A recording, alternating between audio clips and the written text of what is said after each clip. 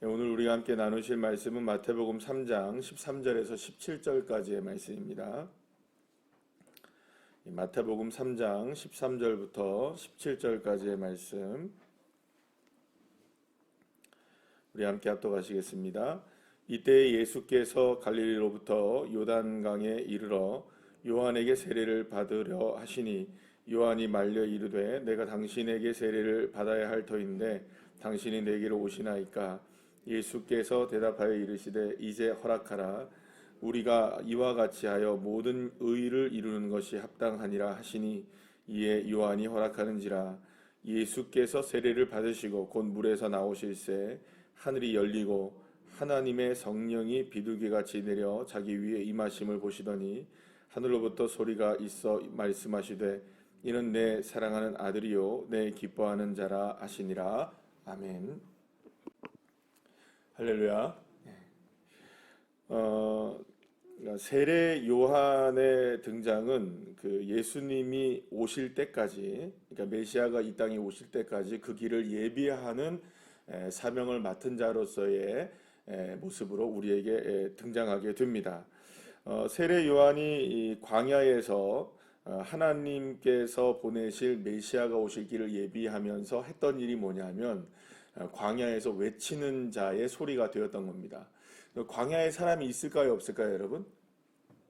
광야는 사람이 없는 곳입니다. 그러면은 외치려면 어디에서 외쳐야 될까요? 세상의 중심에서 외쳐야겠죠. 뭐 예를 들어서 뭐 사람들이 있어야 뭐 이렇게 듣지 않겠습니까? 그러니까는 뭐 만약에 어떤 그 뭐 귀한 메시지, 뭐 소중한 메시지, 아주 진리의 메시지를 전하려면 적어도 사람들이 모여 있는 곳에서 이 메시지를 전해야 되는 게 뭐 맞는 이야기겠죠. 그런데 사람도 없는 곳에서 메시지를 전한다고 해서 누가 듣지도 않을 것이고 또 그곳이 중심지도 아니니까 뭐 사람이 있을 리도 만무하겠죠. 자, 그런데 세례 요한은 어디서 외쳤습니까? 사람이 아무도 없는 광야에서 그 하나님의 진리의 말씀들을 외치고 또 하나님께서 행하실 메시아가 오시는 길을 예비하기 위해서 광야에서 외쳤다는 거예요. 그러니까는 전혀 우리의 상식으로는 맞지 않죠. 세상의 상식으로는 맞지 않죠. 그러니까 세상의 상식은 무엇이냐? 세상의 중심에서 외치는 겁니다. 그러면 한번 생각해 보시죠. 세상의 중심에서 외친다라고 했을 때 과연 세상의 중심은 어디냐라는 것이죠. 도대체. 그러니까 세상이 생각할 때, 사람들이 생각할 때의 세상의 중심은 우리로 지금 얘기한다면 도심지 한가운데이겠죠. 광야는 절대 아닐 겁니다. 자, 그러면 하나님이 생각하시는 세상의 중심은 뭘까라는 것이죠. 하나님도 과연 우리가 생각하는 것처럼 사람들이 많은 그곳이 정말로 세상의 중심지라고 하나님도 생각하시는 것일까? 만약에 하나님이 정말로 세상의 중심지가 아닌 정말 변두리이고 사람도 없고 중심지가 아닌 곳에서 외칠 리도 없으실 텐데, 외치게 하실 리도 없을 텐데 왜 세례 요한을 광야에서 외치게 했던 것일까? 여기서 우리가 생각하는 것과 하나님이 생각하시는 관점의 차이가 분명히 드러난 겁니다. 뭐냐 하면 세상 사람들은 다 세상의 중심이 도심지 한가운데 사람들 많은 곳이라고 생각할 겁니다.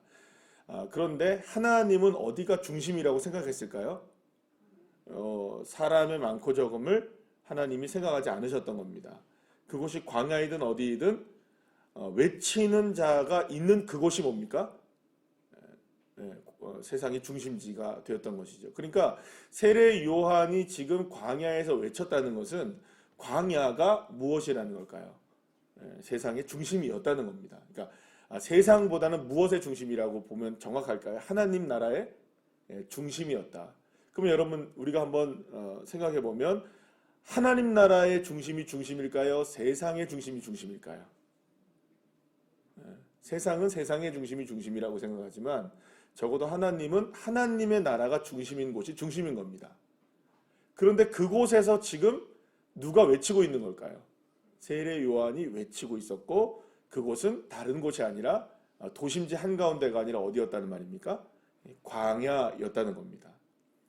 그리고 세례 요한이 그렇게 광야에서 외치기 시작했을 때 이상하게도 사람들이 몰려들기 시작했던 거예요.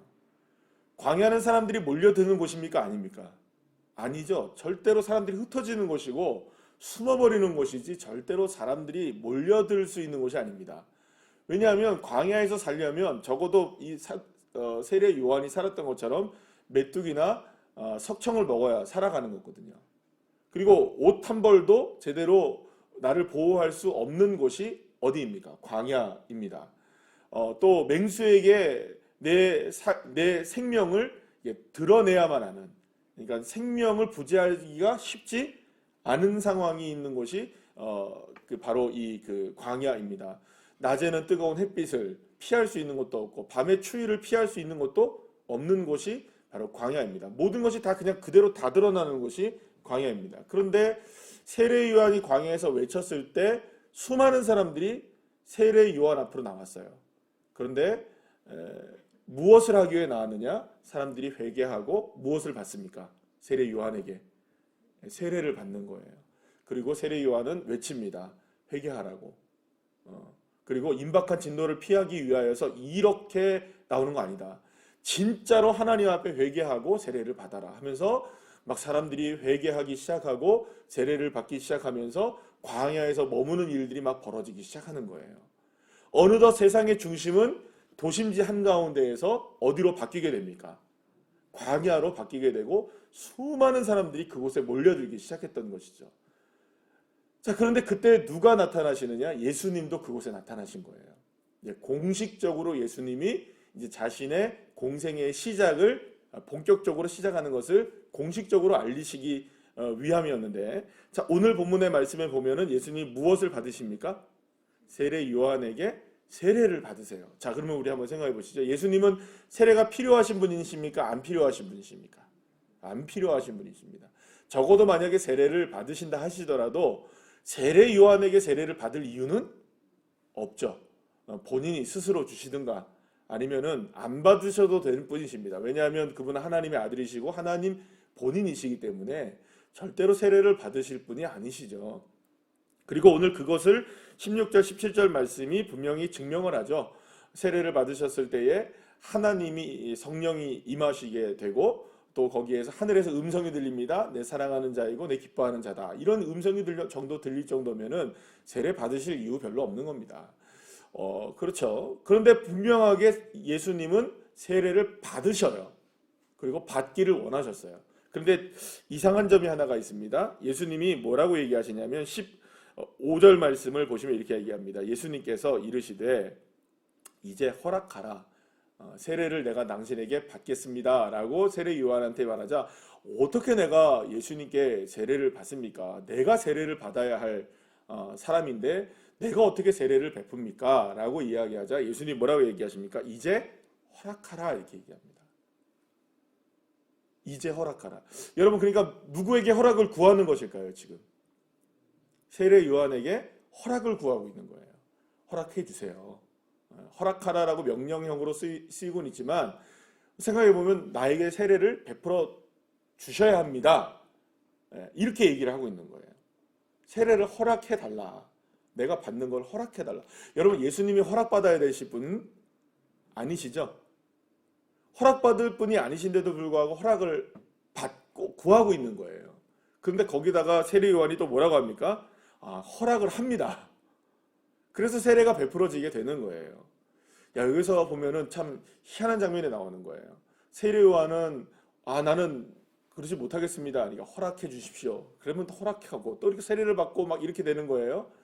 여러분, 왜 이런 장면들이 나왔을까로 이렇게 곰곰이 생각해 보면 이렇습니다. 지금까지 말씀드린 것처럼 지금 세상 사람들은 전부 다 세상이 중심이라고 생각하고 있는 거예요. 근데 광야가 갑자기 중심이 돼요. 그러더니 사람들이 거기서 막 세례를 받고 회개하고 주님의 말씀에 따라 살기 시작하고 막 이런 일들이 벌어지면서 어느덧 광야가 세상의 중심이 되었던 거예요. 그리고 예수님은 나와서 세례 요한에게 세례를 허락받고 있는 거예요. 자, 이런 모든 것들이 다 어디에서 일어났습니까? 광야라는 곳에서 일어난 거예요. 그리고 그곳은 어느덧 세상의 중심이 된 거예요. 하나님 나라의 중심이 세상의 중심이 된 것이죠. 자, 여기서 우리가 알 수 있는 한 가지가 있습니다. 왜 광야였을까라는 점을 우리가 한번 보게 되는 것이죠. 광야는요, 모든 것들을 다 내려놓아야만 하는 곳입니다. 회개해야 하고 오직 누구만 바라봐야 하는 곳일까요? 내가 살아갔던 삶의 모든 것들을 다 결연히 끊어내고 하나님의 방식으로만 살아야 되는 곳이 이 광야였던 겁니다. 그런데 거기에서 누가 딱 절정으로 나옵니까? 예수님이 나오셔서 그곳에서 자기의 모든 것들을 다 내려놓아요. 누구에게 허락을 구합니까? 세례 요한에게 허락을 구하는 거예요. 허락 구하지 않으셔도 되는 분이 자신의 모든 자존심들을 다 내려놓고 자신의 모든 것들을 다 내려놓고 자신의 생각도 내려놓고 자신의 존재도 내려놓습니다. 누가? 예수 그리스도께서. 광야는 어떤 곳일까요? 나의 모든 것들을 다 내려놓아야 하는 곳입니다. 포기해야 하는 곳입니다. 내 것으로 살 수 없는 곳입니다. 내 뜻대로 살 수 있는 곳이 아닙니다. 오직 하나님의 뜻만을 구할 수 있고 하나님이 허락하셔야만 살 수 있는 곳, 하나님의 은혜만을 갈망할 수밖에 없는 곳, 하나님이 도우셔야 하는 곳, 하나님을 의지해야 하는 곳, 하나님이 전부가 되어야 하는 곳, 그것이 광야인 것입니다. 그리고 그렇게 하나님이 전부가 되어지는 믿음을 가지고 살아가는 그곳이야말로 세상의 중심이 될 뿐만 아니라 그것이 어디의 중심이다? 하나님 나라의 중심이다라는 것이죠. 사랑하는 여러분, 저와 여러분의 삶이 하나님 나라의 중심에서 살기를 원하신다면 어떤 삶을 살면 되는 것일까요? 장소의 문제가 아니겠죠?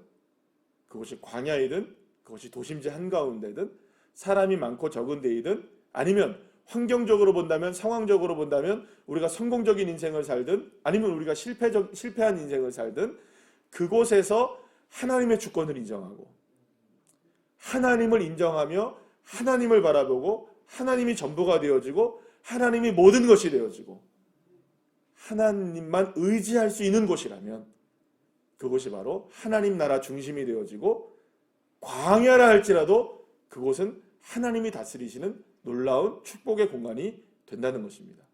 그리고 그때에 하늘에서 음성이 들립니다. 내 사랑하는 자이구나. 내 기뻐하는 자이구나. 사랑하는 여러분, 예수님을 향해서 하나님이 말씀하신 이 하나님의 음성은 오늘 이 시간 저와 여러분에게도 들려주시기를 간절히 축원합니다. 이 말은 우리가 예수님이라는 말이 아닙니다. 본질적인 것을 우리가 함께 보자는 겁니다. 예수님도 광야에서 자신을 내려놓으셨을 때 하나님의 음성을 들으실 수 있으셨습니다. 이거는 그래서 예수님이 하나님의 아들이 되셨다 이런 얘기를 하는 게 아닙니다. 예수님이 보여주신 겁니다. 안 해도 되실 일을 하신 겁니다. 왜 하셨을까요? 우리에게 나타난 바 되게 하시기 위해서. 우리에게 뭘 보여주시는 겁니까? 우리도 이와 같이 우리의 삶에서 오늘 삶의 이 자리에서 누구를 바라볼 때 나를 내려놓고 주님을 의지하며 나아갈 때 그곳이 어떤 상황이든 어떤 장소이든 하나님 나라의 중심이 되어지고 그곳에서 우리를 향해 내가 너를 사랑한다. 내가 너를 기뻐하고 있다. 주님이 우리에게도 은혜를 베풀어 주시는 것이죠. 그래서 여러분 사실은 어떻게 보면은 저와 여러분 우리 교회가 은혜 가운데 축복을 받는 이유 중에 하나는 우리 성도님들이 모두가 다 하나님의 축복을 받고 있을 믿습니다. 이거는 이 축복의 개념을 어떤 물질적인 것만 여러분 생각하시면 오해가 되는 겁니다. 왜냐하면 하나님 앞에 우리는 처음부터 시작을 어디서 했습니까? 그저 광야에서 시작한 겁니다. 왜 우리를 광야에서 시작했을까요? 왜 우리가 광야에서 모든 것들을 다 하나님께서 시작하게 하셨을까요? 궁극적으로 시작이 그렇게 됐다면 지금도 우리는 광야의 믿음을 갖고 살아가는 것이죠. 왜 그랬을까요? 이제 더 이상 우리 의지하지 말라는 겁니다. 나 의지하지 말고 내가 가진 것 의지하지 말고 수없이 오랜 시간 동안에 우리가 쌓아왔던 신앙의 그것들을 다 의지하지 말고 새롭게 되어라는 겁니다. 다 내려놓으라는 겁니다. 그래야 내가 너를 기뻐할 수 있고 그래야 내가 너를 사랑할 수 있다는. 그래서 우리가 지금 사랑을 받고 그래서 우리가 지금 주님이 기뻐하시는 교회가 되어지고 우리가 성도들의 가족이 되는 줄로 믿습니다. 그래서 우리 교회는 여러분 자부심을 가지셔야 됩니다. 우리가 광야에서부터 시작된 교회 우리가 시작하려고 한 거 아니지 않습니까? 주님이 하게 하신 거잖아요. 하게 하시니까 깨닫게 된 겁니다. 아 그렇구나. 하나님이 내려놓기를 원하셨구나. 포기하기를 원하셨구나. 우리가 정말로 누구만 의지하기를 원하셨구나. 하나님을 의지하기를 원하셨구나. 오직 예수만 바라보기를 원하셨구나. 그래서 광야는 하나님 나라의 중심인 겁니다. 그래서 새로운 우리 교회도, 새로운 우리 교회 성도님들 모두도, 이 자리에 계신 여러분들 모두가 다 하나님 나라의 중심을 살고 계시는 것이죠.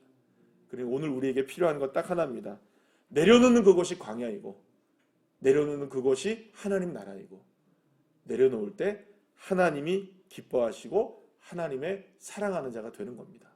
그래서 여러분, 내려놓음이 썩 즐겁지만은 않아 보일 수 있습니다. 왜냐하면 내려놓아야 하니까 여러분들 뭐가 즐겁겠습니까?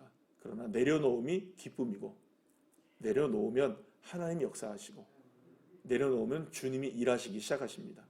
이 믿음을 가지고 이번 주 한 주간도 하루하루를 승리하며 살아가는 귀한 자녀들 한 분 한 분들 다 되시기를 간절히 축원합니다. 기도하시겠습니다.